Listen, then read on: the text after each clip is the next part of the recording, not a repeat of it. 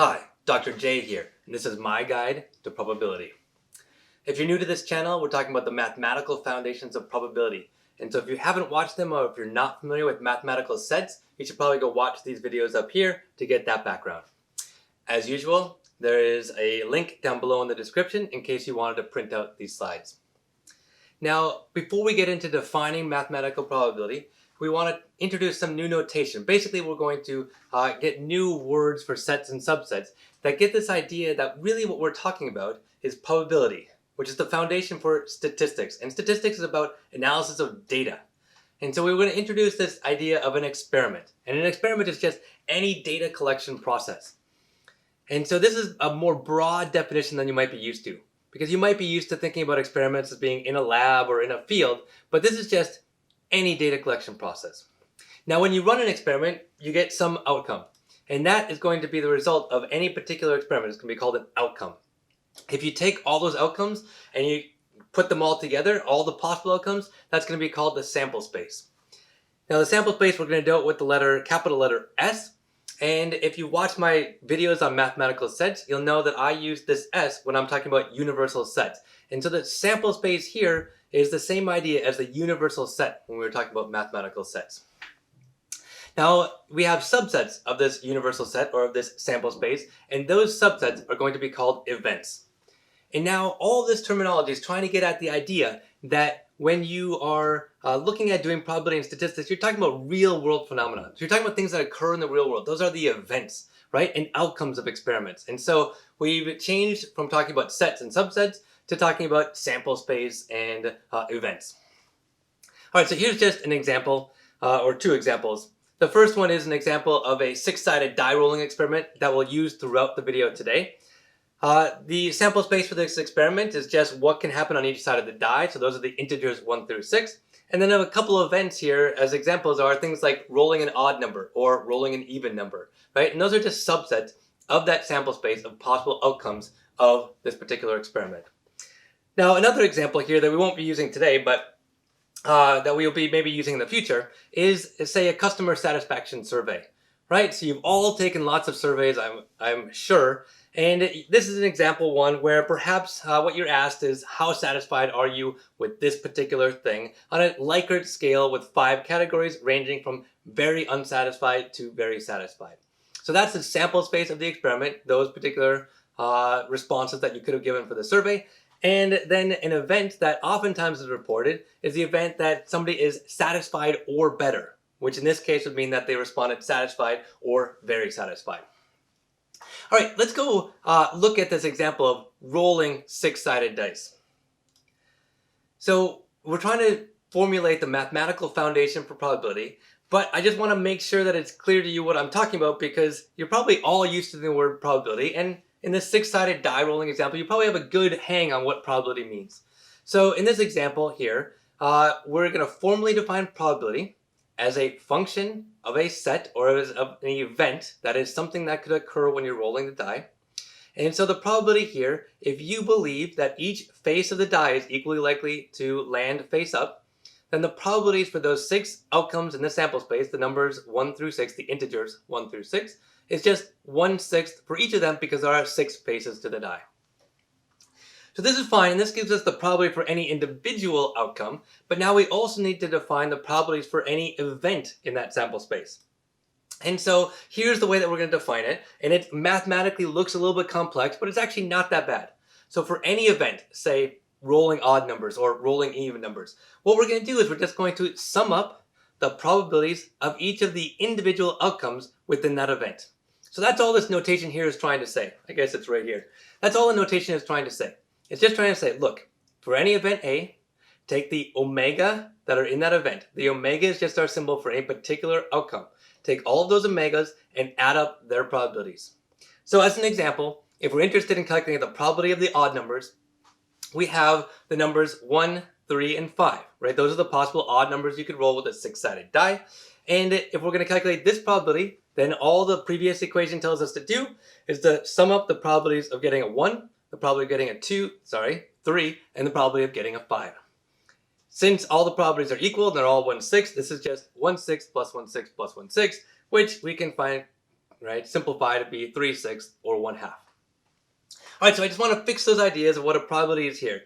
In particular, it's the function of an event. Okay.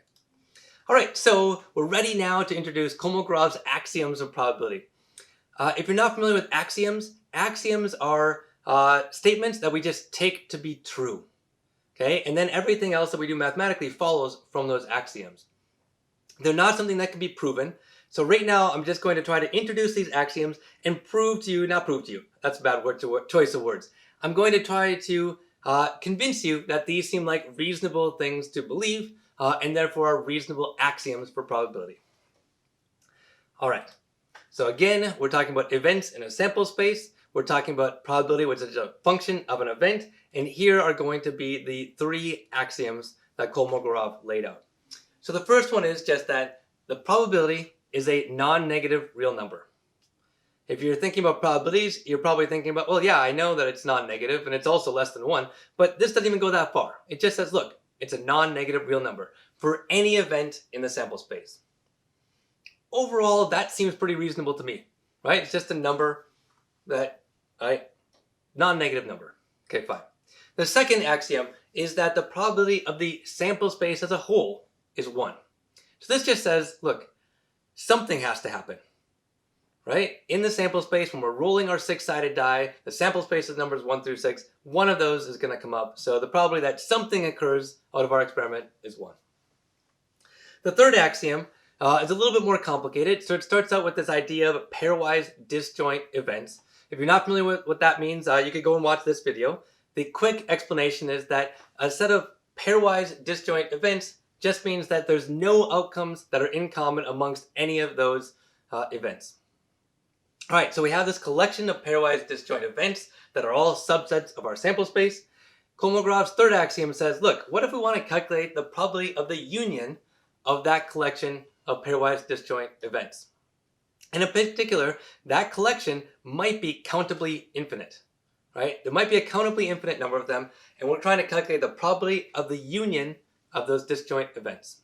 And the third axiom just says that probability is going to be the sum of the probability of each of the individual events, right? So if you go back and you think about our die rolling example, this seems pretty intuitive. If we're trying to figure out the probability of the odd numbers, we just take the probability of 1 plus the probability of 3 plus the probability of 5, where those apparently were our pairwise disjoint events. This goes a little bit farther because it talks about a countable number of them, but the idea is still the same. All right, so you should take a step back now, maybe pause the video, and think about these axioms and whether they ring true to you. Whether you can take these sort of on faith and believe that they're true so that we can move ahead with probability. All right, so let's try to visualize this idea of probability. And we'll go back to our ideas of Venn diagrams. So Venn diagrams are a visual representation of sets, or now events, but we have a further interpretation if we're thinking about probability. And that is that we can think about the area in these Venn diagrams as being the probability. In particular, if we're trying to calculate the area of the event A, that is the circle that's in orange, if we're trying to figure out that probability, then what we do is we calculate the area of A as a proportion of the total area of the sample space S, in this case, the giant rectangle. So again, the probability is just the proportion of area in that circle relative to the entire rectangle. Now, if we think about Kolmogorov's third axiom, right, the third axiom says we take a collection of pairwise disjoint events. In this picture, it's represented by these 8 circles. The key with being pairwise disjoint means that none of the circles overlap, which in this picture, none of the circles overlap, so they are pairwise disjoint. And now the question is, we want to calculate the probability of the union of those pairwise disjoint events, right? So that is, we're trying to calculate the area of those circles as a proportion of the total area of the rectangle. And Kolmogorov's third axiom tells us the way that we can do that is we can sum up the areas of each of the individual circles. So we just take the area for circle A, add the area for circle B, add the area for circle C, right? Each of those being divided by the total area of S. And if we do so, then we should get the area of all of those circles together. And now from this perspective, at least visually, it seems like Kolmogorov's third axiom seems pretty reasonable. All right, so let's go back to our example of a 6-sided die roll. All right, and the top here is just a reminder of the definition that we had for the probability for those six-sided die rules. Namely, that all the individual outcomes have a probability of 1/6, and if we want to calculate the probability of any event, we just sum up the probability of those individual outcomes that are in that event. All right, now let's just take a look at Kolmogorov's third axioms and try to see if this particular definition of these probabilities for the six-sided die rule adhere to those rules or those axioms. So the first axiom just says, look, the probability for any event in the sample space must be non-negative. Well, that seems pretty true because the probabilities are all 1/6 or sums of things that are 1/6, right? In fact, we also have the possibility we have the empty set, in which case the probability would be 0. But they're all non-negative, and that's the key. All right, the second axiom said, well, what's the probability of the whole sample space? All right, well, the sample space in this experiment is just the integers 1 through 6. So there's the probability of those integers 1 through 6. But then our definition up here just tells us that the way to calculate that is to take the probability of a 1 plus the probability of a 2 plus the probability of 3, 4, 5, and 6. If we take each of those probabilities, since they're all 1/6, and we have 6 of them, we're going to get that total probability is just 1. And that's exactly what Kolmogorov's statement in his second axiom said it had to be. Now we're on to the final axiom. The final axiom starts with a pairwise disjoint events. And so here they are. We're just going to name them A1, A2. And we're trying to calculate the probability of the union of those events. All right, so if we want to calculate the probability of the union of those events, I'm going to write it slightly differently here for a second. I'm going to say, all right, we're going to write it as the probability of A1 union A2 union A3 and so forth. All right, now up above right here, we have a definition for what the probability of A is for any event. We just take and sum up the probability of each of the individual outcomes. And so there we have it. So this notation right here, this funky sigma symbol, that means the sum of all the omega that are in that union. All right, so that's the sum of all of the omega that are in any of those events. That's just by definition above. Now the key is that addition is a commutative operation. So we can do the addition in any order we want. So now I'm going to do the addition in a very specific order. I'm going to first take the probability of the outcomes that are in A1. Then I'm going to add to that the probability of the outcomes in A2. And then I'm going to add to that the probability of the outcomes in A3, and so forth. And so if we do that, this is one way to write it down. So we have a double sum. The first sum is the sum over the sets. So starting from I equals 1 up to infinity. So the set starting with A1, then A2, then A3. And then the inner sum just says, all right, now we're looking at set AI, or let's start with A1. We need to take all the omega that are in A1 and add up their individual probabilities, right? Then the outside sum goes 1, and we take the probabilities for all the outcomes in A2. But look, that inner sum was exactly our definition for a probability of any event. And so we can replace that inner sum with the probability of AI. So here it is, the probability of AI. But hey, that's exactly what Kolmogorov said we needed in our third axiom of probability. And therefore, between these three, we know that our model for a die rule, that is the probability of these die rules, does satisfy Kolmogorov's third axiom. All right, so it turns out that there are many consequences of Kolmogorov's axioms. That is, consequences mean that we can mathematically prove that they're the case. Don't worry, I'm not going to do it here. But we can mathematically prove that they're the case, and therefore we can take them as given if we believe the axioms. So the first one is, I mentioned this before, but the first one is that the probability of the empty set is 0. Okay, that just derives from Kolmogorov's axioms. The second one says there's a monotonicity property. That means if you have one set A that's a subset of another set B, then the probability of A must be less than or equal to the probability of B. The third consequence is that a probability actually needs to be a number between 0 and 1, inclusive of 0 and 1. So you might have thought that this should actually be an axiom. It turns out we don't need to assume it because we can get it from the axioms that we chose. All right, so probability is a number between 0 and 1. That seems to resonate with our general understanding of probability. The last one is the probability of a union of any two events. So previously in Kolmogorov's third axiom, we had the probability of the union of disjoint events. In this case now, we no longer need disjoint events. So we have the probability of A union B for any two events A and B. And if we want to calculate the probability of that union, what we can do is we can take the probability of A, add the probability of B, and then subtract off the probability of the intersection between A and B. To give you a visual understanding of why this is the case, we bring out our Venn diagram. We have two events that are not disjoint because they overlap. And remember, to calculate the probability, what we need to do is look at the area of that event. So in this case, we have the area of the circle for A, so that's the probability of A. We have the area of the circle for B, that's the probability of B. And then we subtract off the area of overlap. Okay? And the reason that we have to is because when we calculated the probability for A, we had that area in the intersection of A and B, right? That is the purple area in the figure. Okay? So the area for A is the probability of A. Then we took the area for B, the probability of B, and notice that each time we had to calculate the area of that intersection. So in order to calculate the probability of the union, we have to subtract off the probability of that intersection once. That is, we have to subtract off the area that's purple in this picture because we counted it twice. Once in the probability of A and once in the probability of B. All right, so now I want to define something called conditional probability. And in so doing, we're actually going to define a number of kinds of probability, joint probability and marginal probabilities as well. All right, so first off, the conditional probability of one event B given event A, the idea is that we know that A occurred. And now we're just trying to figure out, well, what's the probability of B if we know that A occurred? And the notation here, probability of B with a bar or a pipe A is read as the probability of B given A, or conditional on A occurring. So the definition here says that the probability of B given A is equal to the probability of A and B divided by the probability of A. And now, because we know we can't divide by 0, we have to stipulate that the probability of A is greater than 0. All right, so that's the definition for conditional probability, and we'll see a picture using a Venn diagram of that in a second.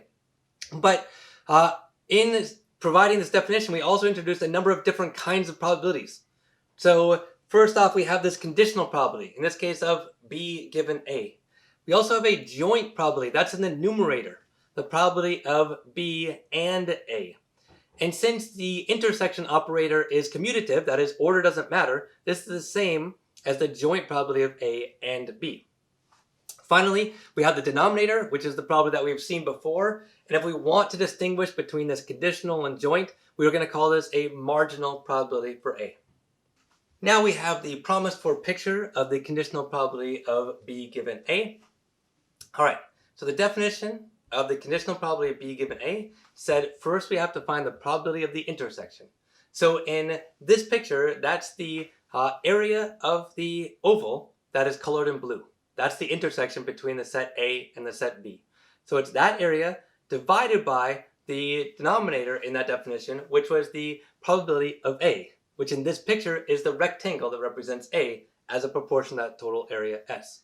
So it's the ratio of that intersection area divided by that total blue area. Right? So here we can see that that is the ratio that we're looking for when we get a conditional probability, because we know A occurred, so we know that we're in that rectangle. And the question is now, since we know we're in that rectangle, what's the probability of B, right? Given that we know that A occurred, and that's the ratio of the area in the intersection divided by the total area for A. To use our six-sided die rolling example, let's suppose that we're interested in calculating the probability that the die roll was less than 3 when somebody told you that the roll was odd. So say I'm over here, I'm rolling a die, and I say it's odd, right? What do you think the probability is that it's a 1? All right, so we're going to use the definition of conditional probability to calculate this conditional probability. To start off with, we're going to introduce some notation. So B is going to be our event that it's less than 3. So the two possibilities are 1 and 2. A is going to be the event that it's odd. So that is 1, 3, and 5. And now for the numerator, we're going to need the intersection between these two. Since the only outcome that's in common between these two events is 1, the intersection is just the event 1. All right, now we're set to calculate our probability of B given A. By definition is the probability of the intersection of A and B divided by the probability of A. Well, the probability of the intersection, because the intersection is just the number 1, that probability is 1/6. And the denominator is the probability of an odd number, which is the probability of 1, 3, or 5. So there are 3 possibilities there. It's 1, or 3, or 5. Each one is 1/6. So that probability is 3/6, just like we showed earlier. So if you take the ratio of those two, 1/6 divided by 3/6, you get 1/3. And hopefully this matches with your intuition, because if you thought somebody told me the die roll was odd, now what's the probability that it's less than 3? The only possibility is a 1, and it's 1 out of 3 possibilities, so it's 1/3. All right, so wrapping up for today, we introduced the idea of, or the mathematical definition of probability, and we introduced some terminology in terms of conditional and joint and marginal probabilities. Next time, we're going to be introducing Bayes' rule, and Bayes' rule follows naturally from this definition of conditional probability. So, until next time, I hope you have a good one.